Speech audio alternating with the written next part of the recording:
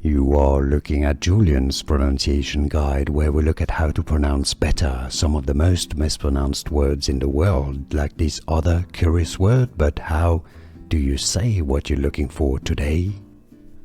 Let's learn how to pronounce the name of this legendary, should I say, Dutch football player and manager.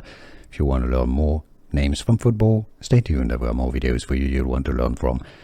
Dutch pronunciation, Johan, yes, so it's Johan Cruyff.